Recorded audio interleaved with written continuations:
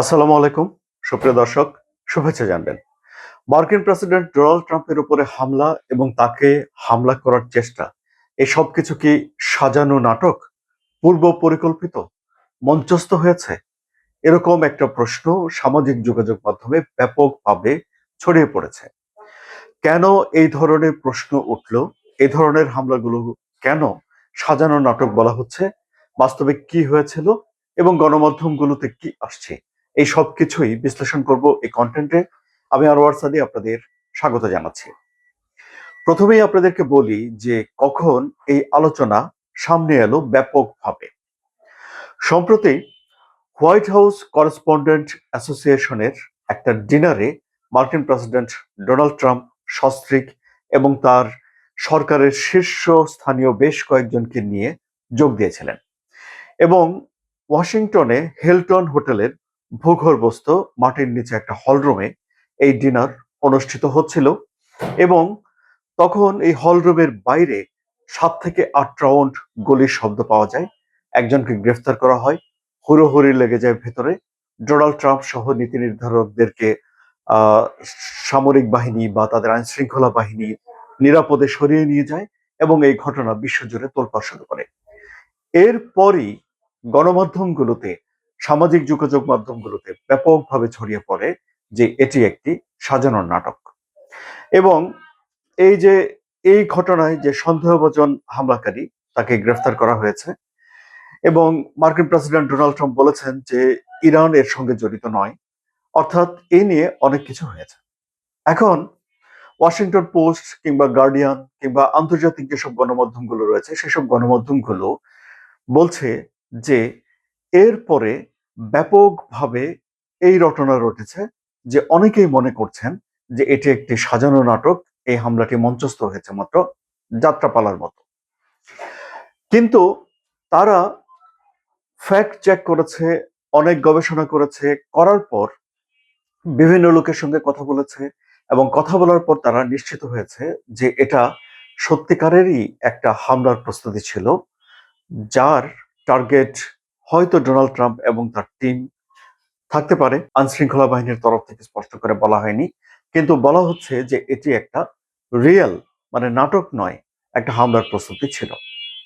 তাহলে প্রশ্ন হলো যে কেন সামাজিক যোগাযোগ মাধ্যমে মানুষ এসব কথাগুলোকে ব্যাপকভাবে ছড়িয়ে ফেলে এবং অনেকে কেন এটিকে বিশ্বাস করে ফেলে? এর সঙ্গে নানাবিধ কারণ জড়িত। প্রাথমিক যে বিষয়টি সেটি হলো যে তাৎক্ষণিকভাবে প্রচুর পরিমাণে বস্তুনিষ্ঠ তথ্য না পাওয়া। কোনো একটা ঘটনা ঘটার পর এখন এক মুহূর্তেই বিশ্বের বিভিন্ন জায়গাতে মানুষজন সেই ঘটনা সম্পর্কে জেনে যায় এবং মানুষের ভেতরে আরো বেশি পরিমাণে সেই ঘটনা সম্পর্কে জানার আগ্রহ তৈরি হয়। তারা প্রচুর ইনফরমেশন খুঁজতে শুরু করেন। কিন্তু অনেক সময় ঘটনা ঘটার পরে সেই সম্পর্কে বিস্তারিত তথ্য মেলে না। ফলে গুজবের ডালপালা মেলে, নানা রকম তথ্য যে যার মতো করে বিশ্লেষণ করে এবং অনেকে আছেন যে ষড়যন্ত্র তথ্য ছড়াতে পছন্দ করেন, তারা একটা ষড়যন্ত্র তথ্য তৈরি করেন। এই ধরনের কথা এখন বিশ্লেষকরা বলছেন। আবার ধরুন, যুক্তরাষ্ট্রের রাজনীতিতে মেরুকরণ খুবই স্পষ্ট এবং ডোনাল্ড ট্রাম্পের জনপ্রিয়তায় ভাটা আছে ইরান যুদ্ধ প্রসঙ্গে। ইরান যুদ্ধ প্রসঙ্গে এই কন্টেন্টে বিস্তারিত কিছু বলছি না। আমি শুধুমাত্র এই যে এটি নাটক কিনা এই হামলাগুলো, সে বিষয়ে যা যা জানা যাচ্ছে, যা যা বিশ্লেষণ পাওয়া যাচ্ছে তা আমি আপনাদের সামনে উপস্থাপন করছি আমার নিজের কিছু বক্তব্য সহ। তো এখন যারা ডোনাল্ড ট্রাম্পকে পছন্দ করেন তারা এটি ব্যাখ্যা দিবেন যে এটি হামলা। যারা অপছন্দ করেন তারা এর ভেতরে ফাঁক ফোকর খোঁজার চেষ্টা করবেন এবং তাদের কাছে এটা একটা রাজনৈতিক কৌশল মনে হতে পারে। তারা একটা ভিন্ন ন্যারেটিভ তৈরি করতে পারেন, কারণ তারা যেটি মনে করেন তা তারা করবেন। যখন বিপরীতমুখী দুটি রাজনৈতিক স্রোত থাকে তখন তাদের ভিতরে বিরোধ থাকে, প্রত্যেকের নিজস্ব ন্যারেটিভ থাকে, ব্যাখ্যা থাকে এবং একজনের ব্যাখ্যার সঙ্গে অন্যজনের ব্যাখ্যা মিলে না।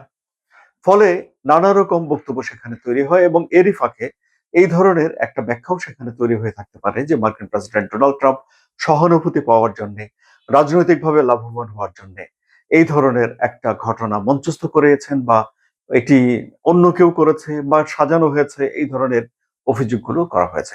কিন্তু আইন শৃঙ্খলা রক্ষাকারী বাহিনী বলুন কিংবা গণমাধ্যমগুলো বলুন মূলধারার, তারা কেউ এই ঘটনাগুলো যে সাজানো তার পেছনে কোনো প্রমাণ পায়নি। মার্কিন প্রেসিডেন্ট ডোনাল্ড ট্রাম্প 2 বছরের মধ্যে মোট 3 বার বন্দুকধারীদের মুখোমুখি হলেন এবং নির্বাচনের প্রচার অভিযান চালানোর সময় তাকে গুলি করা হয়েছিল। তার কানে ছিদ্র হয়ে গেছে এবং এরপরে তার নিরাপত্তা জোরদার করা হয়েছিল। কিন্তু তারপরেও এরকম একটা ঘটনা হোয়াইট হাউস করেসপন্ডেন্ট অ্যাসোসিয়েশনের ডিনারে হলো, তা নিয়ে এখনো বিস্ময়ের ঘোর কাটেনি মার্কিনীদের।